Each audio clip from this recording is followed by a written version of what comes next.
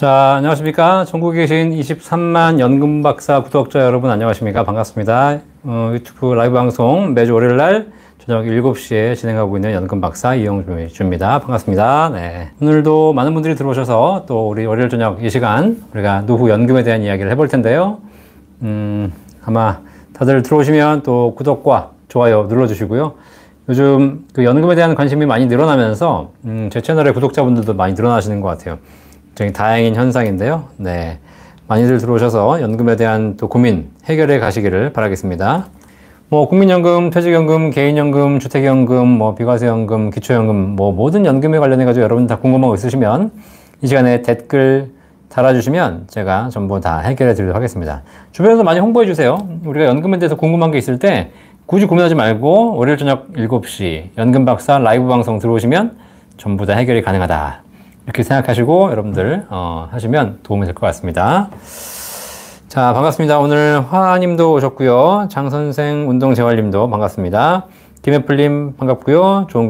조은경님 반갑습니다. 다들 들어오시고 또 오늘 이 시간에도 굉장히 좋은 시간이 되도록 하겠습니다. 머리가 이제 저녁이 되니까 이제 뭐 머리가 아우 진짜 뭘게 열심히 일한 결과로 인해서 참 머리가 엉망이네, 엉망. 어떻게 해서 뭐 그냥 뭐 안 되는 외모는 어쩔 수 없고 그냥 뭐 실력으로 승부하는 연금 박사 되겠습니다. 실력으로 우리 뭐 외모는 어차피 뭐 아닌 것 같고 뭐 그렇잖아요. 제가 그 라이브 방송을 꾸준하게 진행하면서 지금 저기 보시는 부의 진리 이 책 있으시죠? 이 책으로 꾸준하게 그 투자에 대한 이야기 해드렸고요. 아마 저 책을 보시고 삼성전자 주식을 사신 분들이 굉장히 많으실 것 같은데 지금 주가가 떨어져가지고 굉장히 또 고민하면서 아우 내 연금 박사 말 듣고 삼성전자 샀는데 다 손해인데 고민하신 분도 계실 것 같거든요. 그래서 제가 처음에 부의 진리라는 것들을 책을 쓰고 여러분에게 투자에 대한 강의를 하면서 어떤 내용을 이야기해 드렸는지 조만간 영상으로 다 정리를 해서 하나하나 다시 올려드리도록 하겠습니다. 지금 뭐 삼성전자 주가가 많이 빠져가지고 6만원대 왔다 갔다 하고 있고 5만원대까지 내려갔다 왔는데 뭐 관계없이 우리가 왜 투자를 해야 되는 것이고 왜 삼성전자를 사라고 했는 것인지 그 내용들 사실 지금 주식 투자에서 이래라 저래라 했던 사람들 전부 다 숨어 다니고 있고 뭐 별다른 얘기 못 하고 있거든요. 주가가 떨어지면 다 도망다니다가 또 주가가 오르면 또 나오고 이런 게 사실 일반적인 주식 관행입니다. 자, 그런데 제가 왜 투자를 하라고 얘기했는지 그 이야기들을 다시 한번 과거 영상들을 찾아가면서 그 영상들에 대해서 어떤 이야기를 했고 그것이 지금 현재 어떤 형태로 검증이 되고 있는지 그런 부분들을 한번 제가 여러분께 영상으로 하나하나 검증을 해서 그 연금 박사가 했던 투자 이야기들이 실제로 우리 지금 사회에서 어떻게 진행되고 있는지에 대한 걸 하나하나 검증을 해보려고 하거든요. 그런 것도 기대해 주시면 좋겠습니다. 자, 그래서 우리가 투자를 제대로 하는 문화를 만들어야지 투자 시장에서 우리가 실패하지 않는 것이지 투자를 잘 모르고 하게 되면 굉장히 큰 리스크를 안게 되는 것이죠. 그런 얘기를 해드리도록 하겠습니다. 그리고 지금은 제가 연금부자들 이 책을 가지고 꾸준하게 지금 하고 있거든요. 뭐 채널명이 연금박사니까 연금에 대해서 더 올바르게 전달해 드리는 것이 중요하기 때문에 연금 얘기를 하고 있습니다. 지난 시간에 연금소득이 왜 중요한가에 대한 이야기를 해드렸고요. 그리고 이번 시간에는 또 여러분들이 관심 있으실지 모르겠지만 노후에 우리가 잘못 생각하고 있는 몇 가지 오해들에 대해서 한번 이야기해드리고 혹시 여러분들이 의견이 있으시면 주시고 사례가 있으면 주셔도 상관없습니다. 그래서 오늘 이 자리에서 노후에 우리가 어떤 상황에 처하게 되는 것이고 거기서 우리가 어떤 것들을 오해하면 안 되고 어떤 진실이 있는지를 한번 살펴보도록 하겠습니다. 조선일님 반갑습니다. 좋아요 감사하고요. 제일리님 반갑습니다. 한티용님 반갑습니다. 자, 제일리님 오늘도 헬스장에 들으시는군요. 네, 감사합니다. 제 강의 들으시다가 이렇게 갑자기 놓치시면 안 됩니다. 괜히 막 러닝머신 하다가 잘못해가지고 떨어지기 이러시면 안 되니까 조심하시고요. 네. 조선일님 걱정 없으신 거고요. K호야님 반갑습니다. 소미님 반갑습니다. 이현주님, 팔로우채님 반갑습니다. 네, 다 반갑습니다. 자, 오늘 제가 연금에 관련해서 해드릴 내용은 노후에 대한 5가지 오해들, 잘못된 생각들에 대해서 한번 여러분께 말씀 나눠보고 저는 이렇게 생각하고 있는데 여러분 어떻게 생각하고 계신지 의견도 한번 들어보고 그리고 혹시 뭐 정말 사례가 있다면 다시 한번 청취해보는 그런 시간을 갖도록 하겠습니다. 연금부자들 책 183페이지에 나와 있는 이 내용으로 한번 진행해 보려고 합니다. 제가 책을 한번 읽어보면서 여러분께 들려드릴 테니까 잘 들으시고요. 우리 제일리님 헬스장에서 이어폰 꽂고 잘 들으시기 바라겠습니다. 자, 우리는 지금까지 어떻게 하면 많은 노후 자금을 마련할 수 있을까에 대해서 고민해 왔다. 그런데 제가 좀 뜬금없는 질문을 던지고 싶다. 열심히 연구하고 재테크에 성공해서 10억, 20억, 30억 이렇게 많은 돈을 모은다면 과연 노후에 행복할까? 자, 그러면 대부분 이렇게 답할 겁니다. 무슨 소리입니까? 돈이 없어서 문제지. 그 정도 돈을 준비할 수 있다면 훨씬 행복하게 살 수 있지 않을까요? 자, 물론 돈이 있으면 행복합니다. 자본주의 사회에서. 자, 그런데 우리가 그럼 노후 준비를 위해서 얼마의 돈을 준비해야 될 것인가에 대한 고민을 하게 되면 약간 달라지는 내용이 있습니다. 지금까지 우리가 알고 있는 노후 자금의 계산 방법, 이거는 계산기를 사용한 수치적인 개념이 굉장히 강하다는 겁니다. 계산기, 우리 이 방송 보시는 분 중에서 특히 이제 계산하는 거 좋아하시는 분들 계세요. 그럼 노후 자금 얼마가 필요할까라고 계산할 때 주로 뭘 넣으냐면, 미래 가치가 얼마고, 현재 가치가 얼마고, 매달 얼마씩 넣고, 이자율은 얼마고, 수익률은 얼마고, 이런 숫자의 변수를 넣으면 당신의 노후 자금은 얼마가 필요합니다 라고 나온다는 사실이죠. 자, 그런데 그 계산기에 숫자와 이런 변수를 넣을 수 있습니다. 그런데 계산기에 넣을 수 없는 변수가 있어요. 뭔지 아세요? 그게 바로 노후에 내 삶이 어떻게 바뀌는지에 대한 그것이 들어가 있지 못하다는 거죠. 계산기는 그냥 이런 숫자를 넣으면 이 정도의 금액이 나옵니다를 계산하는 것일 뿐이고, 실제로 그 돈을 갖고 있는 사람이 30대와 50대와 70대와 90대에 어떻게 삶의 형태가 달라지는지에 대해서 고민이 들어있지 않다는 사실이에요. 그리고 그렇게 고민이 없는 상태에서 숫자만 준비하니까 결국 노후 준비가 잘못되는 것이거든요. 자, 그러다 보니까 결국 우리가 노후를 경험하지 않은 상태에서 노후에 들어가게 되고, 그러다 보니까 굉장히 큰 문제가 발생될 수 있다는 사실입니다. 자, 그래서 결국은 우리가 노후에 대해서 고민할 때 몇 가지 우리가 알아야 될 게 있는데, 그게 바로 뭐냐면 노인의 4가지 고통, 사중고라고 하죠. 질병, 고독, 무위, 빈곤이라는 거 꼭 알고 계셔야 될 거라는 거죠. 노후가 되면 병에 걸리고, 노후가 되면 외로워지고, 노후가 되면 할 일이 없고, 노후가 되면 경제적으로 어려움이 찾아온다는 사실이에요. 자, 그런데 이것이 동시에 찾아온다는 사실이에요. 자, 그러면 과연 내 노후에 어떤 일이 벌어질까요? 그걸 우리가 생각하는 것이 우리가 노후 준비를 하는 가장 기본이라는 겁니다. 자, 그런데 만약에 계산기에 현재 가치나 뭐 수익률, 기간 이런 걸 넣을 수 있지만, 계산기에 질병, 고독, 무위, 빈곤 같은 노후에 달라지게 되는 상황을 넣은다면 과연 계산기가 당신의 노후 자금은 5억, 7억, 10억이 필요합니다 라는 숫자를 낼 수 있을까요? 계산기는 노후에 무엇이 달라지는지 모르기 때문에 그냥 노후 자금이 5억 필요합니다 라고 얘기하는 것일 뿐이고, 그리고 우리가 금융 전문가들, 숫자를 중심으로 하는 금융 전문가들이 이렇게 하니까 당신의 노후에는 얼마가 필요합니다 라고 얘기하고 있지만, 사실 노후에는 훨씬 더 우리가 감안해야 될 변수가 많이 있다는 사실이에요. 자, 그러다 보니까 노후에 대해서 이 변수를 감안하지 않은 상태에서 우리가 판단하다 보니까 잘못 판단하는 것이 여러 가지가 있는데, 잘못 판단하는 것이 크게 5가지가 있다는 사실이에요. 첫 번째, 목돈이 있으면 행복하다. 내가 통장에 수억, 수십억을 들고 있으면 행복하다라는 것이 잘못된 판단일 수 있다는 거예요. 두 번째, 자녀에게 손 안 벌리고 살아야 된다. 나는 그냥 자녀에게 안 벌리고 내가 독립적으로 살 수 있겠다 라고 생각하는 것도 어떻게 보면 잘못된 판단일 수 있다는 사실이에요. 세 번째, 은퇴하고 나면 나는 그냥 집에서 푹 쉬고 싶다. 푹 쉬어야지. 이런 생각도 우리가 질병, 고독, 무위라는 것을 전혀 감안해 보지 않은 결론이라는 거죠. 실제로 노후에 쉬고 싶지만 쉬는 것도 길어야 3개월이라는 사실이라는 겁니다.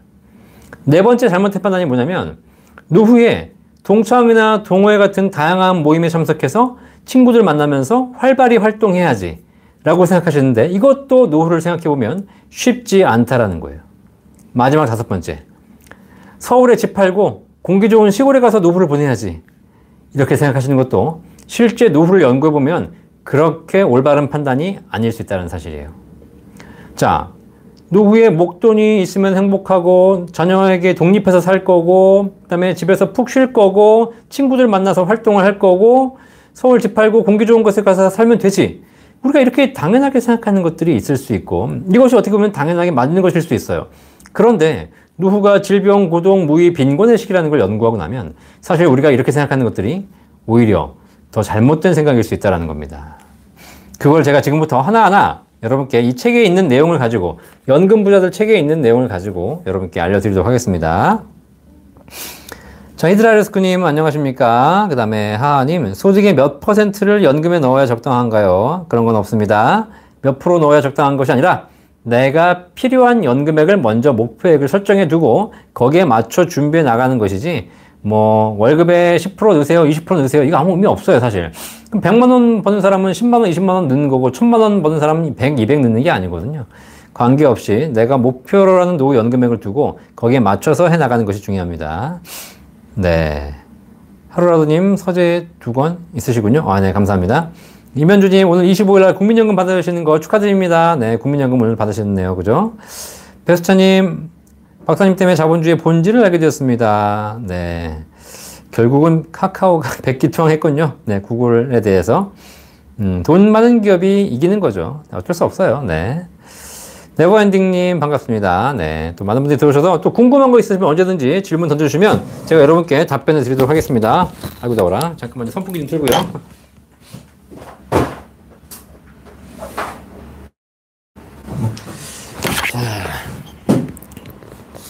별걸 다 하네. 라이브 방송이다 보니까 이제 뭐 할 게 많습니다.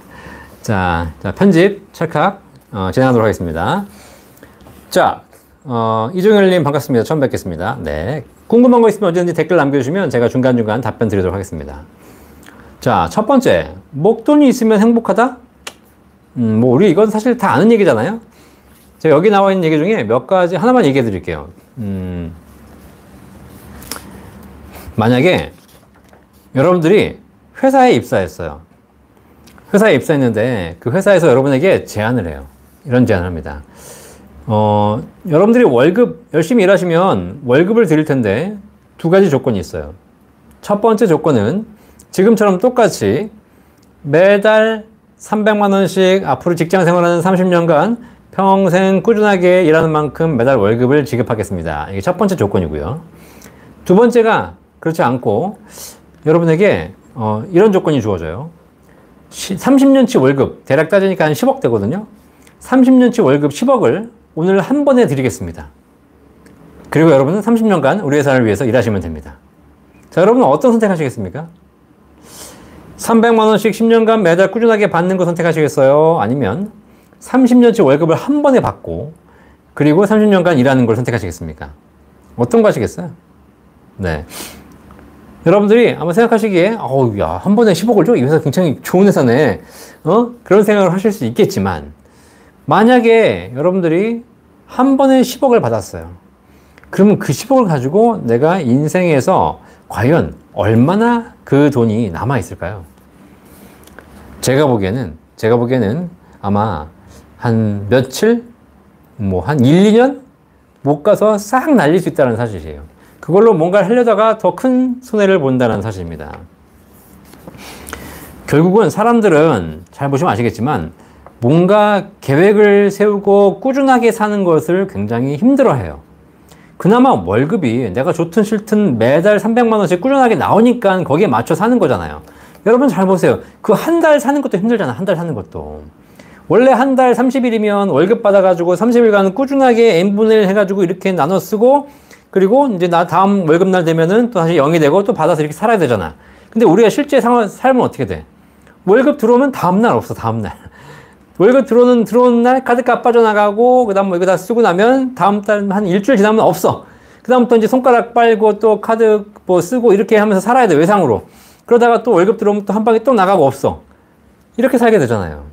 한 달치 계획도 우리가 제대로 세우기 쉽지 않고, 한 달치 월급이 들어와도 한 달을 사는데 허덕인다는 사실이야.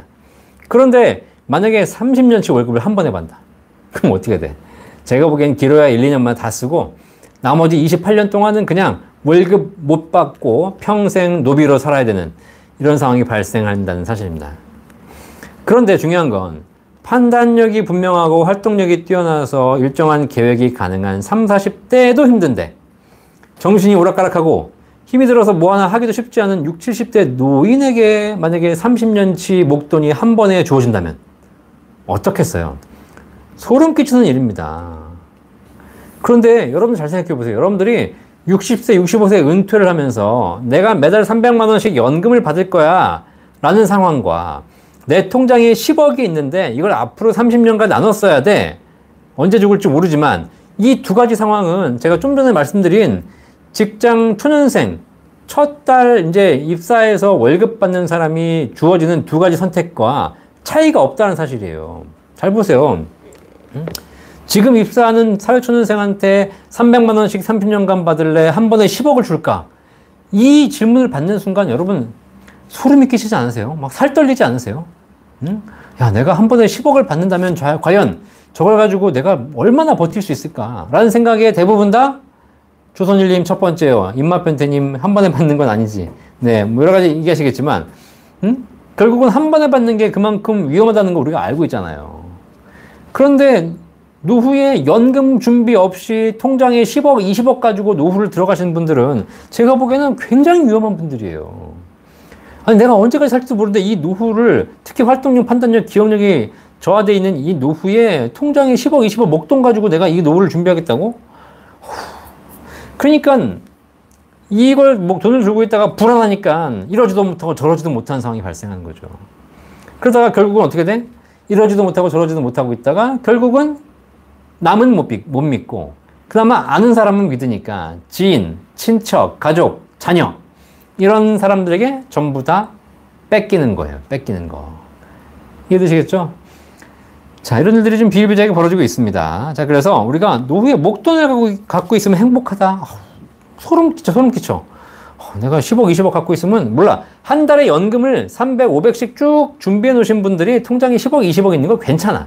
어차피 걔네 없어도 10억, 20억 없어도 소득이 보장돼 있으니까 괜찮아.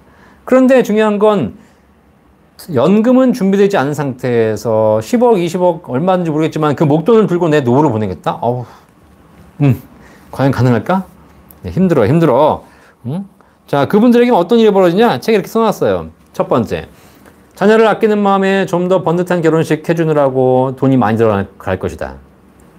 높은 수익을 올릴 수 있다는 유혹에 빠져 매일 아침 9시 증권사 객장을 두들길 것이다. 요즘은 모바일 스마트폰을 하시더라고요. 주변의 친구나 지인으로부터 금방 갚을 테니 돈을 빌려달라는 요청을 거절하기 어려울 것입니다.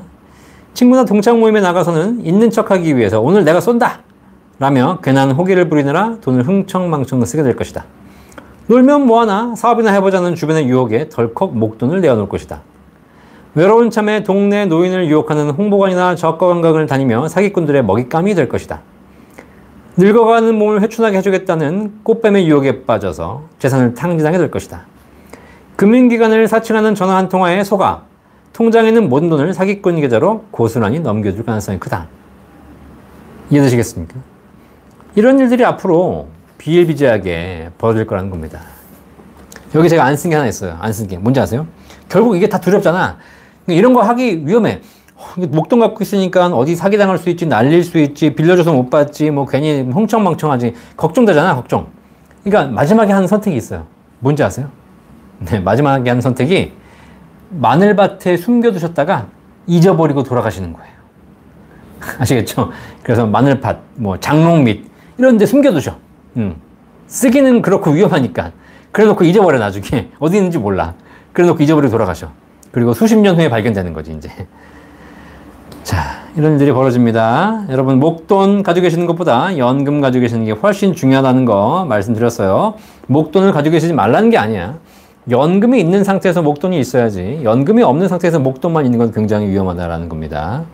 귀여운 찌님 안녕하십니까? 네버엔딩님, 세제 비자격 연금인 변액연금에 돈을 많이 넣어야 할까요? 네, 변액연금을 만약에 뭐 좋아하시는 분이시라면 지금 주가가 저점이니까 지금 추가 가입하는 것도 나쁘지 않죠. 변액연금 중에서도 최저보증연금은 수익률 관계없이 연금 수익률을 보증해 주니까 그런 연금도 좋은 상품이라고 보여집니다. 이은미님 안녕하세요. 종신연금, 확정연금 등 연금 받는 형태를 쉽게 설명해 주세요. 네, 연금 받는 형태는 크게 전통적인 게 세 가지가 있습니다. 평생 받는 종신연금, 일정 기간 동안 나눠받는 확정기간형 연금, 이자만 받다가 원금은 상속하고 하는 상속형 연금 세 가지가 있죠. 이 중에서 여러분들이 포트폴리오를 짜시면 되는 겁니다. 일반적인 연금이 하나만 선택하시는 것이 아니고 비율로 선택할 수 있습니다. 그럼 내가 50%는 평생 종신으로 받겠다. 그러면 돌아가시는 그날까지 연금을 지급합니다. 혹시 일찍 돌아가신다 하더라도 보증기간이 있어요. 그 기간 동안 나머지 금액을 상속인에게 보증해 드리는 거죠. 그리고 확정기간형은 돌아가시고 살아계시고 상관없이 일정 기간 동안 정해진 금액을 보증해 드리는 거, 그냥 드리는 거고, 상속연금액은 이자만 받다가 나머지 금액은 물려주고 가시는 거죠. 그렇게 해서 여러분들이 그 세 가지를 잘 참고하셔가지고 연금 형태를 결정하시면 되겠어요. 네버엔딩님, 세액공제 받는 연금 펀드에 많이 넣어야 할까요? 자, 연금 펀드와 비과세 연금이 있습니다. 여러분들이 상황에 따라서 세제 적격, 세액공제를 받는 연금 펀드에 일정한 금액을 넣으시고, 그 금액이 초과되는 부분에서는 세액공제 한도가 있잖아요. 초과되는 부분에서는 비과세 연금을 통해서 각각 세제 혜택을 받으시는 것이 가장 합리적인 설계가 아닐까 생각하고 있습니다. 네, 미코코님 반갑습니다. 반갑습니다. 오래간만이시네요. 네, 추납하시게 되면 추납하는 것과 관계없이 국민연금은 연금 개시 연령 이후에 5년간은 일정한 소득, 근로소득, 사업소득, 부동산 임대소득, 이 세 가지 소득이 지금 현재 기준으로 한 월 250만 원 이상 소득이 있으시게 되면 여러분 국민연금이 지급받을 때 감액됩니다. 5년간만 감액됩니다. 5년 이후에는 소득이 있으셔도 감액되지 않아요. 그래서 소득이 일정 금액 이상 있으신 분들은 국민연금을 정상 연령에 개시하는 것보다 5년 정도 늦춰서 개시하시는 것이 훨씬 유리한 조건이 되겠습니다. 추납하시게 되면 내시는 만큼 또 기간이 늘어나기 때문에 나중에 연금액이 올라가겠죠. 네, 베스터님 10억을 가지고 있으면 자식, 형제, 친구, 투자 권유, 보이스피싱 등등 먹잇감을 노리는 맹수들이 득실거린다는 사실, 우리 젊은 분들은 잘 모르시겠지만 나이 드신 분들은 다 느끼게 됩니다. 돈이 있으면 어디서 그렇게 알고 와가지고 돈 냄새 맡고 와가지고 돈 달라고 하는지 모르겠는데, 그죠? 와서 달라고 하는데 안 줄 수도 없고, 안 주자니 미안하고, 주자니 날리는 거고, 그렇죠? 제가 옛날에 한번 말씀드렸는데, 여러분 혹시 여러분 노후에 여러분 주변에서 돈 빌려달라는 분 있으시잖아요, 그죠? 제가 어떻게 하라 그랬는지 기억나세요, 혹시? 여러분에게 찾아와서, 야 친구, 돈이 있는 거 좀 아는데 내가 한 5천만 원만 빌려줘. 내가 열심히 해가지고 나중에 갚아줄게. 이런 얘기를 들으시면 우리가 돈이 있는데 안 빌려줄 수 없잖아요, 또. 근데 안 빌려주면 또 나쁜 놈이 되잖아. 친구 돈이 있다면서 이럴 때 도와줘야지. 한 3천이라도 좀 빌려줘봐. 그럼 사실 이거 어떻게 되나 고민스럽습니다. 그죠? 예. 그때 여러분 어떻게 하시겠어요? 예. 어차피 빌려주면 받아 못 받아? 못 받아요. 그건 확실하잖아. 그죠? 그리고 빌려주는 순간 누가 갑이 돼? 처음에 돈을 빌리러 올 때는 그 친구가 돈이 있는 내가 갑이 되지만, 내가 돈을 딱 빌려주는 순간 어떻게 돼? 걔가 갑이 되고 내가 을이 돼요. 그 친구, 내가 돈을 빌려줬는데 언제 갚나? 이번 달에 준다고 했는데 안 주나? 그럼 친구가 뭐라 그래? 좀 그거 갚을 건데, 어차피 갚을 건데 자꾸 달라고 하냐면, 내가 나 못 믿어? 못 믿어? 갚는다니까. 좀 기다려. 왜 그래? 이번에 조금 사업이 덜 돼서 그래. 조금만 될 거야. 그러면서 또 뭐라고 얘기하냐? 내가 지금 열심히 하고 있는데 좀 돈이 모자란데 친구 저기 한 2천만 더 빌려줘봐. 2천만. 그럼 내가 더 잘해가지고 나중에 다 갚아줄게. 그러면 지금 빌려준 것도 못 받는데 이거는 돈을 더 줘야 갚다니, 이걸 사실 어떻게 해야 돼? 그래가지고 계속 이제 밑 빠진 독에 물 붓는 일이 벌어지지 않습니까? 그죠? 자, 그래서 여러분 돈을 빌려달라는 사람들에게 돈이 있으면 어쩔 수 없이 빌려줄 수밖에 없어요. 그때 제가 말씀드렸잖아. 돈을 빌려달라는 사람에게 돈을 합리적으로 거절하는 방법이 있습니다. 이렇게 얘기하시면 돼. 이 친구, 내가 자네한테 돈을 빌려줄 수 없네. 하지만 자네가 딴 데 가서 5천만 원을 빌려올 수 있다면 그 이자는 내가 내줄게. 이자는. 그렇게 얘기하시면 돼요. 아시겠죠? 다시. 이 친구, 자네가 나한테 돈을 빌려달라고 했는데 내가 돈을 빌려주기는 쉽지 않아. 하지만 내가 친구의 의리상 자네가 어디 가서 돈을 빌려온다면 그 이자는 내가 내줄게. 이렇게 거절하시는 거예요. 자, 그럼 어떻게 되는지 아세요? 일단 나는 돈을 안 준다는 게 아니야. 네가 어디 가서 빌려오면 내가 이자를 내준다는 거야. 그럼 어떻게 돼? 만약에 친구가 돈을 빌려왔어요. 그럼 내가 이자를 내주잖아요. 그렇죠? 자, 그러면 어떤 일이 벌어지냐면 이 친구는 매달 이자를 받으러 나한테 와야 돼요. 그럼 전화를 해. 오이, 저기 친구, 이번 달 이자 좀 내줘야지. 알았어. 기다려봐. 이번 달 돈이 없으니까 다음 달 내줄게. 그럴 수 있는 거예요. 아시겠죠? 네. 차라리 그래서 그 이자를 뜯기는 것이 목돈을 뜯기는 것보다 낫다는 사실이에요. 아시겠죠? 자, 이렇게 한번 해보십시오. 자, 조은경님, 저희 맞벌이 40대 초반 부부예요. 남편은 자영업자고 국민연금, 연금저축펀드, 노란공제우산, 그 다음에 노란성공제. 저는 공기업 다니고 있고 국민연금, 퇴직연금만 있어요. 제 거 연금저축펀드는 목돈 필요해서 깨셨군요. 네, 연금저축펀드 1,500만 원씩 10년 넣는 거 괜찮을까요? 네, 연금저축 부부가 각각 하시게 됩니다. 그러면 각각 지금 600만 원까지 올라간다고 하잖아요. 왜 윤석열 정부에서. 그러면 각각 600만 원씩 넣으시게 되면 연금저축 세액공제 풀로 받을 수 있고요. 만약에 IRP를 하시게 된다면 각각 700, 900까지도 늘어나겠죠. 그러면 1,500만 원까지 충분히 괜찮으실 거라고 생각됩니다. 한 분에게 몰빵하게 되면 초과되는 금액은 세액공제 받을 수 없잖아요. 그죠? 재관님, 65세 국민연금 280만 원인데 60세 조기연금 받는 게 좋을까요? 라고 하셨는데, 만약에 연금이 준비되어 게 없고 당장 이 돈이 없으면 내가 노후 사는데 쉽지 않겠다라고 하시는 분들은 조기 수령 하셔야죠.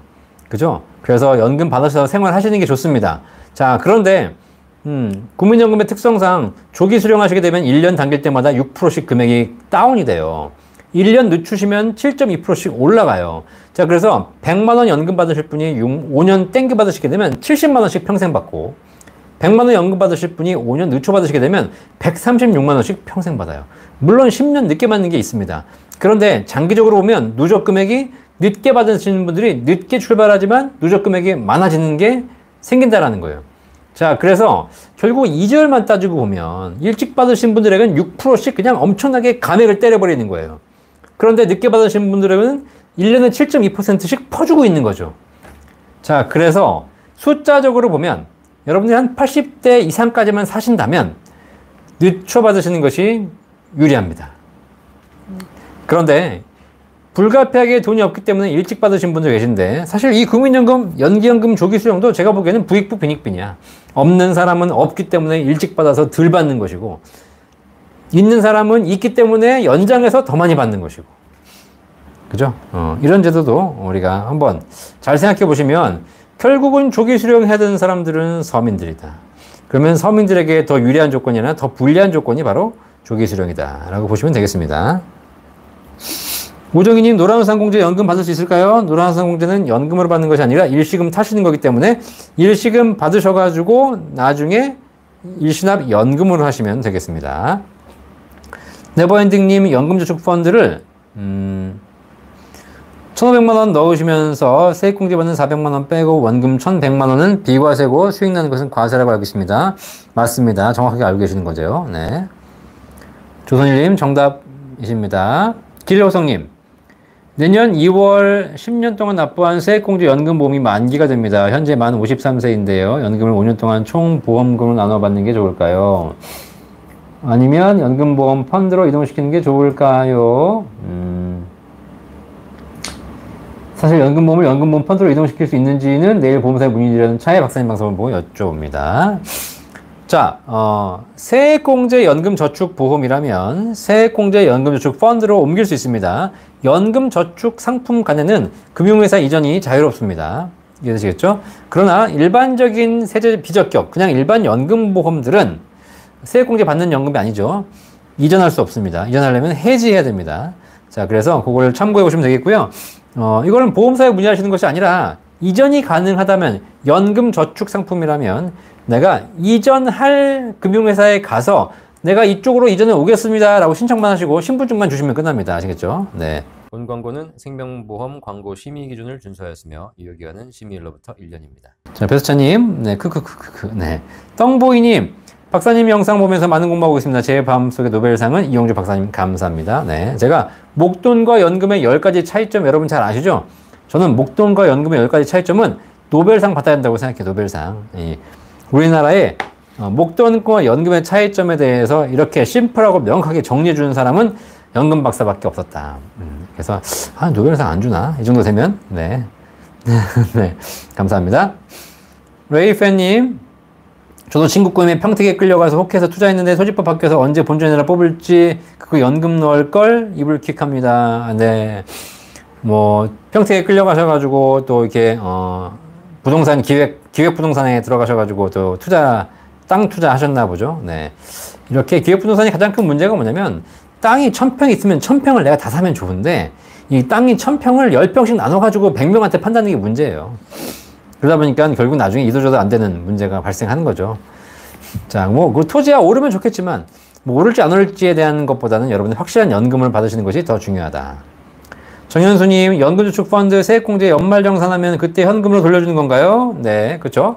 연말정산 시에 세금을 납입금액에 따라서 납입금액 곱하기 13.2%, 소득이 적으신 분들은 16.5% 환급 받으시게 되어 있습니다.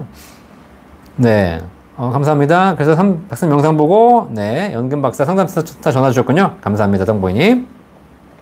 자, 민영님 반갑습니다. 네버엔딩님, 정현수님, 현금이랑 같은 거예요. 그렇죠, 네. 만약 60만원 토해내시게 되면 연금 쪽으로 그걸 막을 수 있으니까요. 그렇죠. 세금을 환급해 드리는 거니까. 물론, 근데 여기 세금 환급해서 여러분들이 헷갈리시는 게 뭐냐면, 내가 내야 될 세금이 300인데 돌려받을 세금이 60이라면, 300에서 60만 원을 환급해 드리는 건데 여러분들이 이미 세금을 내셨으면 환급해 드리는 거고 세금을 안 냈으면 내일 세금이 줄어드는 거니까 어떤 분들은 뭐 받는 금액이 내가 돌려받는 금액이 60만 원이 안 되던데요 라고 얘기하시는데 그게 아니라 원래 내야 될 세금에서 환급해 드리고 거기에 맞춰서 세액을 결정하는 것이다 라고 알고 계시면 되겠습니다. 네, 똥보이님 자금이 생기면 연금에 추납부하는 게 좋을까요? 다른 연금을 가입해야 하는 게 좋을까요? 그거는 돈 생기시면 그때 상황에 따라 다르다. 그때 상황에서 다른 대안이 없다면 기존 상품에 추납부하시는 게 좋은 거고 더 좋은 대안이 있다면 거기에 하시는 게 좋겠죠. 그건 그때 가서. 네, 권영민님, 목돈은 강도, 연금은 빈도라고 저희 방송에 출연해주신 이장호 박사님께서 얘기해 주셨죠. 네, 목돈은 강도, 연금은 빈도. 그런데 여기다 한마디 더 붙여야 돼. 행복은 빈도. 아시겠죠? 행복은 한 번에 세게 좋은 거 사준다고 오는 것이 아니라 작은 거를 꾸준하게 계속 자주 하는 것에서 온다라는 것이죠. 네. 기로성님 깔끔하게 정리해 주시는군요. 감사합니다. 권영민님 행복은 빈도에서 바로 정리해 주셨네. 네. 감사합니다. 이렇게 딱 우리 권영민님께서 딱 정리해 주셨습니다. 감사합니다. 훈텔라님 연금박사님 책 보고 영상 보고 30살부터 연금저축 IRP 넣고 계십니다. 감사합니다. 꾸준하게 하셔야 됩니다. 연금저축 하셨으면 네, 정혜수님 여윳돈으로 조금이라도 하시면 되겠습니다. 자, 목돈 위험하다. 제가 얘기해드렸죠. 네, 그러니까 뭐 목돈이 중요하고 필요 없는 것이 아니라는 것이 아니라 목돈이 있으려면 목돈을 잘 지키려면 연금이 중요해야 된다. 우리 젊은 사람들이 대출 받을 수 있고 집도 살 수 있고 여러 가지 투자도 할 수 있고 이런 가장 큰 이유가 무엇인가를 잘 보시면 젊은 사람들이 소득이 있기 때문이에요. 잘 보세요. 내가 직장 가서 일하고 꾸준하게 소득이 발생하기 때문에 내가 그런 경제 활동을 할 수 있는 것이지. 만약에 소득이 없다면 대출도 받기 힘들고 집도 사기 힘들고 투자도 쉽지 않아요. 그런데 그러면 노후엔 일을 할 수 없기 때문에 노후에 과연 나의 삶의 안정적을 지탱해줄 이 소득이 무엇이냐 라고 봤을 때 그것이 바로 연금소득이라는 거 여러분 꼭 한번 생각해 보시면서 이 젊을 때와 나이 들었을 때 어떤 차이점이 있는지 꼭 한번 생각해 보시길 바라겠습니다. 권순봉님, 박사님 유튜브 시작한 지 3일째인데요. 너무 유익해서 하루에 여러 개 보고 있습니다. 감사합니다. 혹시 프리랜서들의 연금 포트폴리오 영상이 있나요? 저는 퇴직연금도 없고 4대 보험도 안 되는 프리랜서라서요. 프리랜서는 어떻게 연금해야 할지 감이 안 오네요. 네. 일단 프리랜서들은 퇴직금이 없으시기 때문에 연금 저축과 비과세 연금 중심으로 하셔야 되고요. 국민연금도 꼭 내셔야 됩니다. 이런 거는 저희 상담센터 문의하시면 저희가 전문적으로 답변해 드리도록 하겠습니다. 기로성님, 네, 직장 정년이 만 61세입니다. 내년에 연금보험 펀드가 끝나는데요. 또 가입하는 게 맞나요? 현재는 증권사 연금펀드와 ISA에 가입되어 있는데 저는 ISA 만땅으로 채우고 연금펀드도 600만 원 정도 넣는데 이게 맞게 저축하는 것인지 판단해 주세요. 네. 네, ISA는 연금이 아닙니다. ISA는 목돈 마련 목적으로 하시는 거고 연금 펀드는 연금 목적으로 하시는 거기 때문에 여기에 맞춰서 세액공제 한도를 꾹꾹꾹 채워서 하시는 거 굉장히 좋은 겁니다. 그 다음에 연금을 추가로 하시겠다면 저는 사실 ISA보다는 비과세 연금을 더 추천드려요. 나중에 연금 받을 때 세금 없이 받을 수 있기 때문에 IS와 연금은 목적이 다른 상품이라는 거 꼭 명심하시기 바라겠습니다. 베스처님, 좋아요 누를 시간입니다. 자, 여러분, 지금 들으시는 분들이 240명인데 좋아요는 70명이에요. 그러니까 160명 좋아요 안 누르고 지금 들고 계신 거예요. 자, 지금 좋아요 누르는 시간입니다. 자, 좋아요 다 눌러주세요. 눌러주세요. 네, 눌러주세요. 네. 좋아요 어딘지 모르신다고요? 좋아요 옆에 보면 요 손가락 있어요. 손가락. 이건가? 네. 그거 눌러주시면 돼, 그거. 네, 요거. 예, 요거. 그쵸. 네. 감사합니다. 혹시 구독 안 하고 보신 분들은 안 하고 보셔도 상관없는데, 구독하시는 게 여러분 인생에 훨씬 더 유리할 거다. 네. 권선봉님 감사하고요. 신의 한수 건물주님, 좋아요 눌렀습니다. 아니, 건물주님이 또 이렇게 연금을 또 관심이 있게 해주시니까 또 감사합니다. 네. 이은미님 감사하고요. 네버랜드님 박사님 말씀 꼭 들으시기 바라겠습니다. 김명수님 좋아요 감사합니다.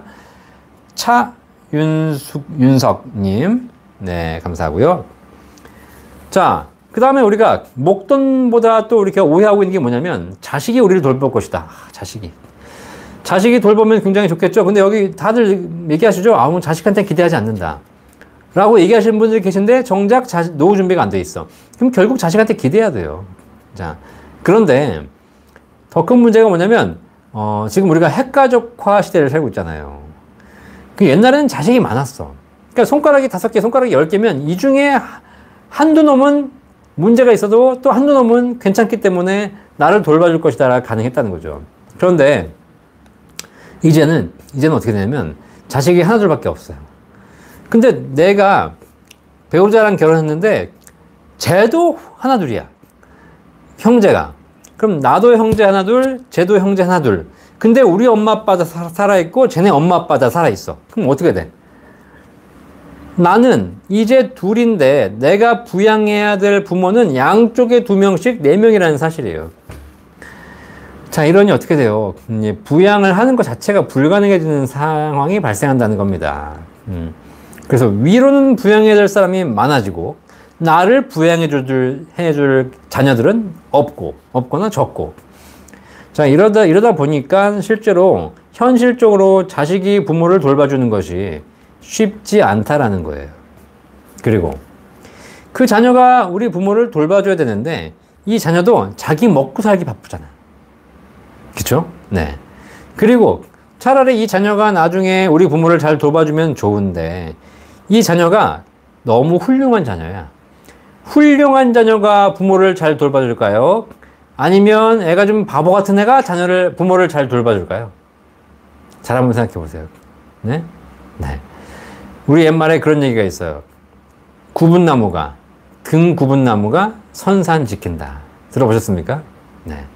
좀 등이 굽고 모자란 자녀가 부모가 소중하고 부모의 효도가 더 많이 한다는 사실이에요. 그런데 뾰족하게 솟은 나무는 선산을 지키지 않아요. 이해되시겠죠? 이게 우리 옛말에 다 나와 있어요. 등 굽은 나무가 선산 지킨다. 결국은 잘난 자식은 부모를 돌봐주기가 더 쉽지 않다는 사실입니다. 이해되시겠죠? 자, 그래서 결국은 자식이 나를 돌볼 가능성이 별로 없다. 제가 책에다 이런 얘기를 썼네요. 굉장히 이런 얘기를 썼나? 노인이란 무엇일까? 노인의 정의에 대해서 썼어요. 노인 정의. 연금 부자들 책에 있는 노인의 정의. 뭔지 아세요? 이렇게 썼어요. 노인이란 내가 모든 것을 알고 있는데 아무도 나에게 물어봐 주지 않을 때 그때 노인이 된 것이다. 다시. 내가 모든 것을 알고 있는데 아무도 나에게 물어봐 주지 않을 때 그때 노인이 된 것이다. 그만큼 노인은 소외될 수밖에 없다는 거죠. 사실 우리 어르신들이 수많은 노하우와 수많은 지식을 쌓아오셨고 다 알고 있는데 젊은 사람들은 그 어르신들에게 물어보지 않는다는 사실이에요. 왜? 노인이기 때문에. 자, 안타까운 사실입니다. 자, 그래서 결국은 노후에는 소외될 수밖에 없다. 그런데 노후에 소외되지 않으려면 어떻게 하셔야 돼? 공부 열심히 해? 목돈 많이 가지고 있어? 그게 아니라는 거지. 노후에 소외되지 않으려면 결국은 연금 가지고 있어야 돼요. 연금. 아시겠어요? 왜? 여러분의 지식이 여러분을 지켜주는 것이 아니라, 여러분의 실력이 여러분의 노후를 지켜주는 것이 아니라 결국 여러분의 돈이 여러분을 지켜줄 것이다. 그런데 그 돈이 목돈으로 있다면 여러분을 지켜주는 것이 아니라 여러분을 위협에 빠뜨릴 것이고, 여러분이 연금을 가지고 계신다면 그 연금이 여러분의 노후를 안전하게 지켜드릴 것이라는 거. 이미 노후의 검증이 다 끝나가고 있다는 사실입니다. 아시겠습니까? 목 터지게 얘기하고 있어요. 이 연사 목 터지게 여러분께 설명해드리고 있습니다. 목돈보다 연금이 훨씬 중요하다는 사실을 꼭 명심하시기를 바라겠습니다. 네.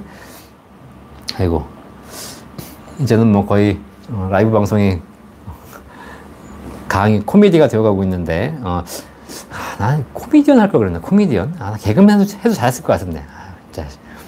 어쨌든 뭐 지금 연금 박사로 살고 있기 때문에 여러분의 많은 인기를 누리기 위해서 최대한 열심히 노력하도록 하겠습니다. 차윤성님, 60세부터 4세부터 국민연금 받게 되는데 임대소득이 있는데 이 경우 5년 뒤에 받는 게 유리하시죠? 그렇죠. 대신에 임대소득이 소득 기준으로 지금 잘 확인해 보셔야 되겠지만 월 한 250 이하이면 상관없고요. 그 이상이시면 좀 고민하셔야 됩니다. 한박 텃밭지기님, 자식에게 기댈 수 없는 거죠. 로렌님 반갑습니다. 현재 기준으로 2055년쯤 국민연금이 고갈될 것으로 알고 있는데 정말 그렇게 되면 향후 노후 관리를 어떻게 해야 할지 막막하네요. 개인연금 비중을 미리 늘려야 하나요? 국민연금 고갈된다고 해서 못 받는 건 아니죠. 적게 받는 거니까. 어쨌든 개인 스스로 많은 준비를 해 놓으시기 바라겠습니다. 스토리언님, 자나깨나 자식 조심하십시오. 셀틱 글래스고님, 반갑습니다. 네버랜딩님, 루레님 연금 기금 바닥난 나라도 부가식으로 바꿔서 연금 다 받고 있어요. 너무 걱정 마세요. 맞습니다. 이면주님, 20, 30년 전에 이런 연금 방송이 있었으면 얼마나 좋았을까요? 연금 받고 있는데 나름 준비한다고 했는데 살짝 아쉽거든요. 네. 20, 30년 전에 제가 사실 방송은 안 했지만 10년, 20년 전부터 얘기했어요. 근데 중요한 건 그때 얘기해도 안 들려요. 안 들려. 네. 지금 젊은 애들한테 얘기해줘봐야 안 들려요. 걔네들은 지금 코인이 중요하지. 걔네들이 연금 얘기 듣겠습니까? 중요한 건 어쩔 수 없다. 때가 되고 내가 뼈저리게 느끼지 않으면 못한다. 근데 그때가 되면 이미 사실 늦었다. 그래서 지혜로운 사람, 그래서 현명한 사람은 미래를 생각해보고 미래에 닥칠 일을 지금부터 준비하는 사람이다. 근데 우리가 지금 당장 먹고 사는데 급하다 보니 미래를 준비하기가 쉽지 않은 거죠. 이해되시겠죠? 그래서 현명한 사람과 그렇지 않은 사람의 차이는 결국은 현재에 급급한 사람은 그럴 수 없겠지만 현명한 사람들은 미래를 더 생각하고 준비한다 라고 꼭 생각해 보시면 되겠습니다. 근데 미래의 주식이 얼마나 오를지, 미래의 부동산이 얼마나 뛸지는 알 수 없지만 미래에 지금보다 훨씬 더 연금 소득이 중요해질 거라는 것은 자명한 사실이에요. 쿤텔라님, 요즘 같은 시기에 소득의 중요성을 깨닫게 되었네요. 회사 열심히 다녀야겠습니다. 맞습니다. 저희한테 상담 보시면서 은퇴 이후에 막 그 연금을 빨리 받겠다는 분들이 계신데 제가 매번 말씀드립니다. 은퇴 이후에 연금 빨리 받을 생각하지 마시고 은퇴 이후에 계속 일하시라고. 그죠? 네. 그래서 최대한 열심히 일하셔서 은퇴를 늦추는 것이 우리 사회에 더 행복한 노후를 보낼 수 있는 방법이다. 그죠? 이 다음에 지금 얘기해 드릴 게 바로 그거거든요. 노후에는 일 없이 편히 쉬고 싶다. 아이고, 참나. 노후엔 일 좀 그만했으면 좋겠다라고 생각하시는데 이것도 오해다, 오해. 왜? 노후에 여러분 노는 게 즐거울 것 같으세요? 직장인들은 맨날 일하니까 쉬고 싶어요. 그래서 일주일, 열흘간 휴가를 보내고 싶은 게 직장인의 마음입니다. 근데 중요한 게 있어요. 쉬는 것도 하루 이틀이지. 이걸 30년간 쉰다고 생각해봐요. 재밌겠어요? 그렇지 않아요. 노후에 그냥 거짓말 안 하고 3개월만 쉬고 나면 이제 미치겠어, 이제. 그러니까 할 일을 찾게 되는 거죠. 자, 그러니까 노후에도 일이 필요하다는 사실이에요. 자, 그러면 일이 필요하면은요, 내가 지금부터 뭔가 할 일을 준비해야죠. 그런데 지금부터 준비 안 하고 있다가 은퇴 이후에 쉬면서 생각해 보니까 그제 가서 무슨 일을 찾으려니까 일이 되는 게 없지, 사실. 우리가 직장 생활을 하려고 하도 초중고 대학 12년 동안 열심히 준비해가지고 전공 쌓아가지고 또 거기서 인턴 하가면서 이렇게 하면서 노후에 우리가 젊을 때 일을 하는데 노후에 할 일을 지금부터 준비하지 않고 나중에 은퇴하고 나서 어떻게 준비해요? 아무 준비 안 된 상태에서 내가 평생 하던 일과는 전혀 관계없는 일을 하시려고 하니까 안 되고 모르고 실패하고 날리고 이런 일이 벌어지는 것이죠. 자, 그래서 우리가 노후에 꼭 생각하실 필요가 있어요. 노후에는 일을 안 하고 쉬겠다가 아니야. 노후에 내가 무슨 일인가는 하겠다는 생각을 하시면서 지금부터 준비해 나가시는 것이 가장 현명한 방법이다. 그 일이 돈이 되는 일이 아니어도 상관없어요. 저는 꼭 그렇게 얘기해요. 꼭 돈 벌기 위해 일할 필요는 없잖아요. 노후에 일하는 것은 돈이 안 돼도 내가 보람을 찾을 수 있고, 내가 또 비전도 있고, 내가 사회에 기여를 할 수 있는 일이라면 그 일이 무슨 일이든 상관없어요. 내가 좋아하는 일, 내가 보람된 일을 하시면 되잖아. 꼭 돈이 될 필요는 없잖아. 돈이 된다면 더 좋은 것이고. 그런데 노후에 일을 하게 되면 그런 것을 하면서 보람을 찾을 수 있고, 시간을 쓸 수가 있고, 거기서 여러 가지 일을 많은 걸 느낄 수가 있고, 그렇다는 사실이에요. 그런데 노후에 일이 없으면 어떻게 돼? 그러면 괜히 이상한 생각하게 돼 있고, 있는 돈 가지고 헛된 또 이상한 사기당하게 돼 있고, 날리게 돼 있다는 사실이에요. 아시겠죠? 노후에는 푹 쉬어야지. 이런 생각 절대 안 되십니다. 잘못된 생각이에요. 노후를 전혀 고민해 보지 않은 결론이라는 거 꼭 여러분들이 고민해 보시고 일 준비해 보시기 바라겠습니다. 일. 네버엔딩님, 회사를 꾸준히 다니면서 국민연금이랑 퇴직금 꾸준히 준비하는 게 굉장히 좋은 노후 준비다. 꼭 명심하시기 바라겠습니다. 네, 맞습니다. 자영업자가 나중에 후회하는 거 국민연금과 퇴직금 준비하지 않은 거예요. 직장인들은 더럽고 치사해도 직장생활 꾸준하게 하고 나면 국민연금과 퇴직금이 남아있어요. 나머지는 개인연금을 하시면 되겠습니다. 송창섭님 늦으셨는데요. 좋아요 클릭하시면서 미처 못 본 영상도 꼭 보시기 바라겠습니다. 배수찬님, 박사님도 자식들 위해 살지 말고 자식을 위해 사세요. 자신을 위해 사세요. 애들 학원에 한 번씩 태워주고요. 네, 안쓰러워요. 네, 제가 밤마다 라이딩 하고 있거든요. 라이딩. 자식들 위해서 안 살려 그랬는데 자식 중에 한 명이 공부를 잘하는 바람에 참 공부를 못했으면 그냥 대충 살면 되는 텐데 공부를 잘하는 바람에 또 내가 라이딩까지 해주는 이런 상황 참 어쩔 수 없죠. 공부 잘하겠다는데 그 정도는 해야지 아빠가. 이은미님, 목캔디 감사합니다. 목캔디. 네, 감사하고요. 네. 저 뭐 이렇게 선물 이런 거 보내주시면 거절 안 합니다. 한 3만원 이하의 선물은 항상 받고 있습니다. 네. 그러네. 자, 김애플님, 반갑고요. 이은미님, 연금 박사로 남아주세요. 제가 연금 박사, 제가 뭐 계속 할 테니까요. 걱정하지 마시고 여러분께 도움이 되도록 하겠습니다. 대신 제가 연금 박사로 남아있는 건 좋은데 여러분들도 연금 박사의 또 열렬한 팬으로 남아주셔야 돼요. 또 제 이상한 얘기 한다고 나중에 또 변심했다 그러면서 막 또, 안 보고 이러면 안 됩니다. 사실 사람이라는 게 생각이 다를 수 있잖아요. 생각이 다르다고 해서 남남이 되는 것이 아니라 생각이 다를 때 서로 간의 의견을 공유하면서 또 서로가 합을 맞춰가는 것. 이런 것이 구독자와 또 구독자분들과 저와의 어떤 그런, 우리가 해 나가야 될 일이 되지 않을까라고 생각합니다. 자, 권영민님, 국민연금, 퇴직연금, 개인연금, 주택연금, 잘 준비하시면 될 것 같고요. 네버엔딩님, 10년 전에 박사님, 이용주 박사님이랑 네, 존인 대표님 때문에 노후 준비 많이 도움됐습니다. 감사합니다. 기루성님, 맞아요. 연금이 현금보다 훨씬 좋은 것 같습니다. 현금 10억 있으면 좋게 하겠지만 절대적인 것은 연금을 많이 가지고 있는 것이지요. 국민연금 최고액으로 가입하고 있는데 제 계산으로는 1년에 5, 6만 원씩 연금이 늘어나는 것 같아요. 국민연금 가입 27년 차. 170만 원 받으시는데요. 현재 시세로 200만 원 정도 받게 되면 좋겠습니다. 네. 기로성님, 국민연금만 가지고도 노후 준비가 충분하시겠군요. 퇴직연금도 굉장히 좋은 거죠. 10년 이상 나눠받을 예정입니다. 잘 준비하시길 바라겠습니다. 자, 그래서 여러분들, 여기 또 이렇게 제가 또 좋은 얘기를 써놨네. 내가 이렇게 언제 명언을 써놨지? 자. 일 없는 청춘은 할 일이 없는 것이 아니라 하고 싶은 일이 없는 것이다. 다시. 일 없는 청춘, 젊은 애들은 할 일이 없는 것이 아니라 하고 싶은 일이 없어서 고민인 거죠. 하지만 일 없는 노후는 하기 싫은 일조차 없어서 못하게 된다. 그래서 일 없는 청춘은 안타깝지만 일 없는 노후는 결국 비극으로 끝난다. 야, 내가 어떻게 이런 얘기를 썼지? 다시 한번 읽어볼까? 일 없는 청춘은 할 일이 없는 것이 아니라 하고 싶은 일이 없는 것이다. 반면 일 없는 노후는 하기 싫은 일조차 없어서 못하게 된다. 일 없는 청춘은 안타깝지만 일 없는 노후는 결국 비극으로 끝나게 될 것이다. 진짜, 네. 결국은 뭐냐면, 내가 진짜, 이런 거 가끔 제 책을 읽어보면, 제가 썼지만 정말 잘 썼다. 이런, 얘기가 있네요. 그리고 인턴이란 영화 아시죠? 인턴이란 영화, 로버트 드니로가 나왔나? 네. 아니, 맞죠? 네. 그 영화에서 70세 노인이었던 분이 인턴 면접을 보면서 했던 얘기가 있습니다. 내가 일하고 싶은 이유는 출근하고 도전하고 소통하고 싶기 때문이다. 라고 얘기했어요. 여러분, 노후에도 갈 데가 있고 도전할 목표가 있고 소통할 사람들이 있는 것.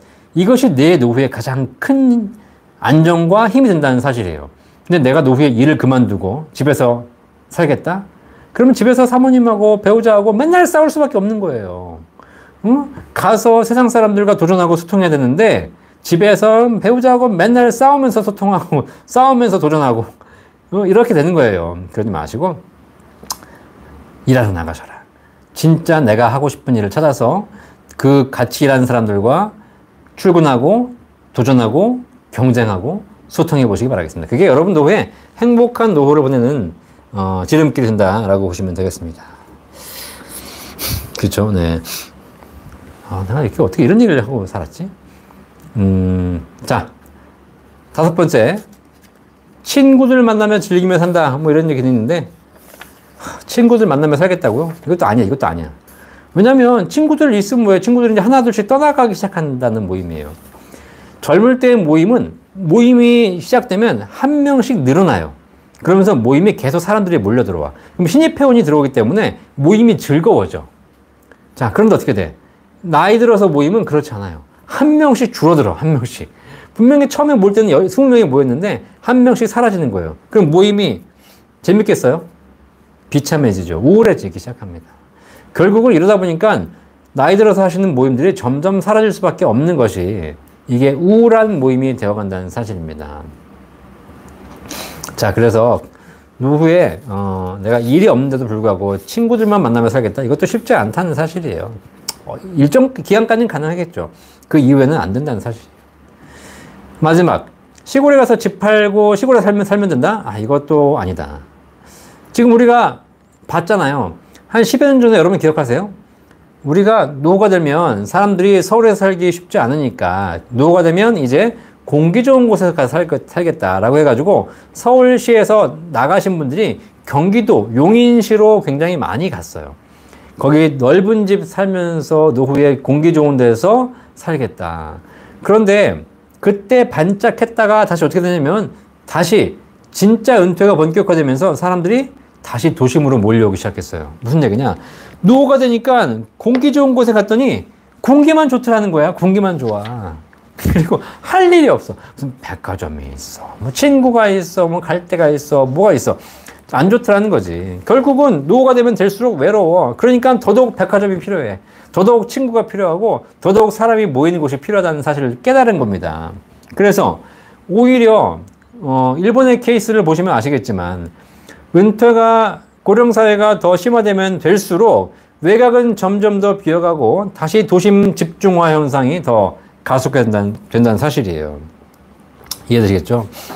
자, 그래서 결국은 우리 사회가 뭐 노후에 무슨 뭐 시골 가서 살겠다 이런 분들은 별로 없을 거예요. 특히 제가 어르신들 보면은요, 남자분들은 이제 지겨우니까 시골 가서 살고 싶어 하시는 분들 계셔. 농사나 지으면서. 근데 여자분들은 안 나가.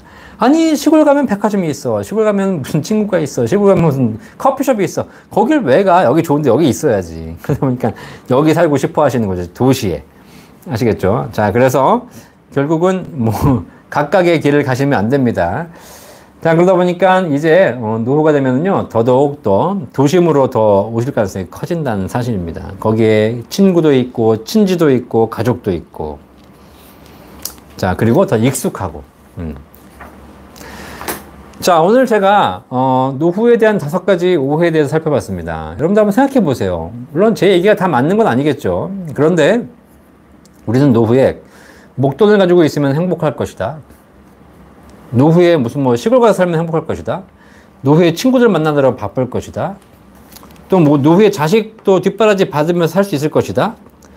뭐 이런 생각 하실 겁니다. 그 다음에 노후에 일 없이 편하게 쉬고 싶다.